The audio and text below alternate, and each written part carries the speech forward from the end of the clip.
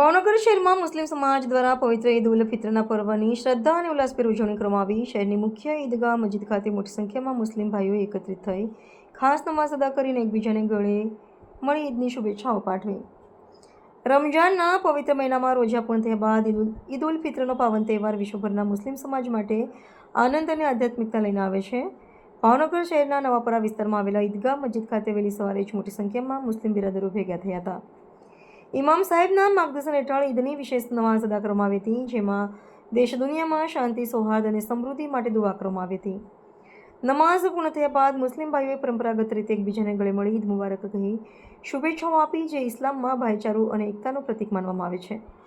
આ પાવન અવસરે શહેરની વિવિધ મસ્જિદોમાં પણ ઈદની નમાઝ અદા કરવામાં આવી। નમાઝ બાદ ઘરોમાં અને સમાજમાં મીઠાઈઓને ખાસ કરીને ખીરખુરમા વેચીને ખુશીઓની ઉજવણી કરવામાં આવી। ઈદ ઉલ ફિત્ર માત્ર તહેવાર નથી, પરંતુ ઇબાદત, ત્યાગ, દયા અને માનવતાના મૂલ્યોને જીવનમાં ઉતારવાનો સંદેશ આપતો પવિત્ર દિવસ છે। ભાવનગરમાં ઉજવાયેલી આ ઈદની ઉજવણી સમાજમાં એકતા, પ્રેમ અને ભાઈચારાનો સુંદર સંદેશ આપતી જોવા મળી। રિપોર્ટર ફિરોઝ મલ્લિક, ભાવનગર। નમસ્તે મિત્રો, હું છું ચાંદની પરમાર।